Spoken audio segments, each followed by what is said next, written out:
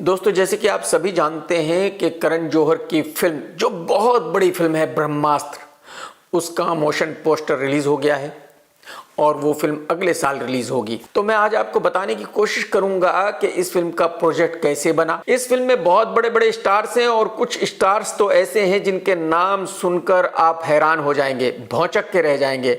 आप कहेंगे कि यार ये कैसे हो सकता है, ये सुपरस्टार इस फिल्म में क्या कर रहा है। इस फिल्म के डायरेक्टर हैं अयान मुखर्जी और उनकी पिछली फिल्म थी ये जवानी है दीवानी।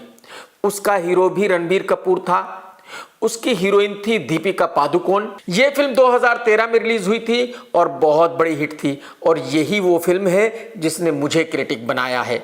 यही वो फिल्म है जिसका पहला रिव्यू मैंने किया था। जो इस फिल्म के डायरेक्टर हैं अयान, उनको बॉलीवुड में फिक्सर कहा जाता है।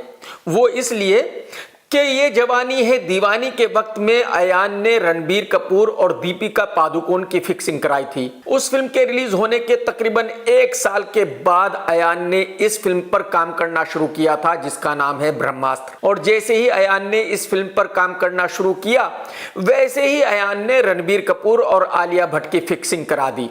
तो बॉलीवुड में अयान को बहुत बड़ा फिक्सर माना जाता है। तो 2013 में फिल्म ये जवानी है दीवानी रिलीज हुई थी और 1 साल के बाद तकरीबन 2014 में अयान ने इस फिल्म पर काम करना शुरू किया था। देखिए, जब फिल्म पर काम करना शुरू किया जाता है तो ऐसा नहीं है कि पहले ही दिन शूटिंग चालू हो जाती है। पहले कहानी लिखी जाती है, फिर पटकथा लिखी जाती है, फिर डायलॉग्स लिखे जाते हैं, फिर कास्टिंग शुरू होती है, उसके बाद लोकेशंस देखे जाते हैं, रेकी शुरू होती है और फिर प्रोडक्शन की तैयारी शुरू होती है। तब कहीं जाकर फिल्म की शूटिंग होती है। तो अयान ने 2014 में इस फिल्म पर काम शुरू किया था और यह फिल्म 2022 में रिलीज होगी, यानी कि तकरीबन 9 साल के बाद।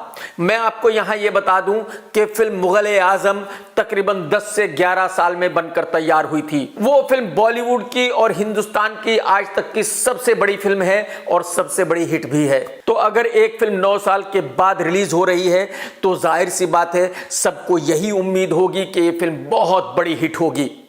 एक्टर्स को भी यही उम्मीद होगी, निर्माताओं को भी यही उम्मीद होगी, डायरेक्टर को भी यही उम्मीद होगी और पब्लिक को भी यही उम्मीद होगी। तो एक बच्चा 9 महीने पेट में रहने के बाद पैदा होता है और यह फिल्म 9 साल के बाद रिलीज हो रही है। 2014 का वो वक्त था जब फॉक्स के हेड विजय सिंह हुआ करते थे और फॉक्स फुल टाइम रॉक कर रहा था। जैसे आज नेटफ्लिक्स, अमेजॉन रॉक कर रहा है, पैसे खूब बांट रहे हैं, ठीक उसी तरह उस वक्त फॉक्स भी खूब पैसे बांट रहा था, यानी विजय सिंह दबा के माल बना रहे थे। आप ये भी कह सकते हैं कि उस वक्त विजय सिंह फॉक्स के पैसे दबाकर उड़ा रहे थे। खैर, करण जौहर की और विजय सिंह की मुलाकात हुई, दोनों ने बैठकर एक डील की और करण ने कहा कि भाई साहब, मैं आपको एक ऐसी फिल्म बनाकर दूंगा जो हिंदुस्तान में आज तक बनी ही नहीं है, बस पैसे आप लगा दो।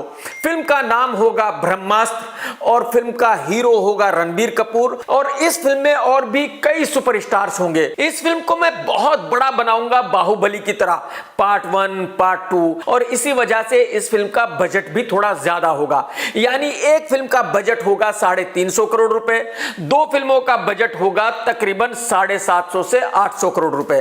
विजय सिंह ने बोला कि भाई साहब, दिक्कत ही कोई नहीं, फॉक्स के पास बहुत पैसे हैं, आप शुरू कीजिए। और काम शुरू हो गया। करण जौहर ने एग्रीमेंट साइन किया, एडवांस लिए और फिल्म पे काम शुरू कर दिया। अब समझने की कोशिश करेंगे कि भाई रणबीर कपूर ने ये फिल्म क्यों की। देखिए, अयान मुखर्जी की पिछली फिल्म जिसमें रणबीर कपूर हीरो था, ये जवानी है दीवानी, बहुत बड़ी हिट थी। अयान और रणबीर कपूर बचपन के दोस्त भी हैं, अयान फिक्सर भी है और फिल्म को वैसे भी बहुत बड़े स्केल पर बाहुबली की तरह बनाया जाने वाला था। फिल्म का बजट भी 350-400 करोड़ रुपए था। तो जाहिर सी बात है, रणबीर कपूर के पास एक भी रीजन नहीं था इस फिल्म को ना करने के लिए। अब आप यहां ये जरूर पूछेंगे कि भाई, एक फिल्म बनकर तैयार है या 2 फिल्में बनकर तैयार है या 3 फिल्में बनकर तैयार है। मैं आपको यह बता दूं कि इस फिल्म में बहुत ज्यादा काम वीएफएक्स का है। जैसे कि महल वीएफएक्स से बनाया गया है, जैसे कि यूनिवर्स वीएफएक्स से बनाया गया है, जैसे कि बहुत सारे हथियार, त्रिशूल वगैरह वीएफएक्स से बनाए गए हैं। तो 80% फिल्म तो वीएफएक्स से ही बननी है।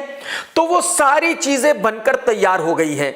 ये घर, ये यूनिवर्स पार्ट 1, पार्ट 2, पार्ट 3 सब में ही यूज होने वाला है। लेकिन फिल्म एक ही बनकर तैयार हुई है और इस फिल्म की लेंथ है तकरीबन 3 घंटे के करीब। क्योंकि वीएफएक्स का सारा काम हो चुका है तो 700-800 करोड़ में से तकरीबन 500 करोड़ रुपए पहली ही फिल्म पर लग चुके हैं। फिल्म की स्टार कास्ट भी बहुत बड़ी है।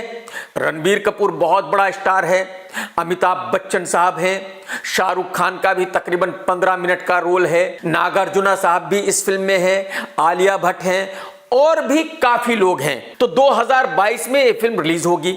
अगर फिल्म हिट हो गई तो फिर तो फॉक्स की चांदी ही चांदी है, क्योंकि अगर पार्ट 1 हिट हो गई तो पार्ट 2 का बिजनेस रातों रात ऑन टेबल 1000 करोड़ रुपए हो जाएगा और फॉक्स वालों की पांचों उंगली घी में और सिर कढ़ाई में हो जाएगा।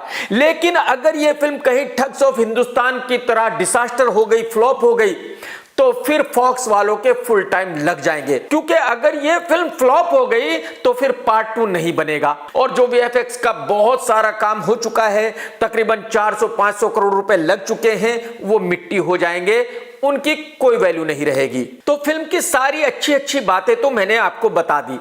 अब ये भी समझ लेते हैं कि भाई इस फिल्म में निगेटिव क्या है, ऐसे चांसेस हैं क्या कि ये फिल्म नहीं चलेगी।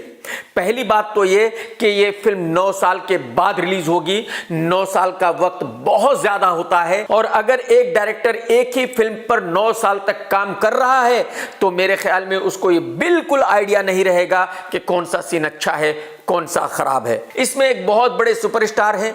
जब उनसे एक बहुत बड़े डायरेक्टर ने पूछा कि सर ये फिल्म ब्रह्मास्त्र कैसी बन रही है, तो उनका जवाब ये था कि भाई हमें तो पता नहीं कैसी बन रही है, हम तो शूट करते करते थक गए हैं। अयान मुखर्जी साहब जहां हमें बुला लेते हैं हम चले जाते हैं, जहां वो खड़े कर देते हैं हम खड़े हो जाते हैं। वो क्या शूट कर रहे हैं, क्या बना रहे हैं, ये सिर्फ उन्हीं को पता है, हमें तो नहीं पता। यही बात मुझे रितेश देशमुख और विवेक ओबेरॉय ने बैंक चोर के बारे में बोली थी कि भाई साहब वो डायरेक्टर क्या शूट कर रहा है, क्या बना रहा है, हमें नहीं पता, और फिल्म सुपर फ्लॉप थी। दूसरी प्रॉब्लम इस फिल्म के साथ यह है कि इस फिल्म की हीरोइन आलिया भट्ट है, जो आज की तारीख में बिल्कुल निगेटिव है, 0 स्टारडम है जिसका। इस फिल्म का प्रोड्यूसर करण जौहर है और आज करण जौहर भी पब्लिक में बहुत ज्यादा निगेटिव है। रणबीर कपूर की लास्ट फिल्म संजू थी, तो रणबीर कपूर की फिल्म भी कई साल के बाद रिलीज हो रही है। यह भी कोई बहुत ज्यादा पॉजिटिव वाली बात नहीं है। आज की तारीख में अयान मुखर्जी की पोजीशन भी पब्लिक में बहुत ज्यादा पॉजिटिव नहीं है। पब्लिक उसको माल वाला समझती है, फिक्सर समझती है। तो मेरे ख्याल में यह फिल्म 50-50 है। 50% चीजें अच्छी हैं इसके साथ और 50% चीजें निगेटिव है इसके साथ। तो मेरे ख्याल में एक तरह से यह फिल्म 500 से 600 करोड़ रुपए का जुआ है और जुए में जीत भी सकते हैं और हार भी सकते हैं। अब अगर करण जौहर साहब जीत गए तो फिर तो बल्ले बल्ले, और अगर हार गए, फिल्म फ्लॉप हो गई, तो फिर फॉक्स के एल लगने वाले हैं। टेक केयर दोस्तों, सत्यमेव जयते। दोस्तों अगर आपको मेरा ये वीडियो पसंद आया है तो लाइक जरूर करो और शेयर जरूर करो, और भाई साहब लाइक तो करना ही करना है, लाइक करना मत भूलना, कमेंट भी करना ही करना है, चैनल सब्सक्राइब करना है कर लो, नहीं तो आपकी मर्जी है। घंटी दबा दो, क्योंकि अगर घंटी दबा दोगे तो आपको नोटिफिकेशन मिलेगा।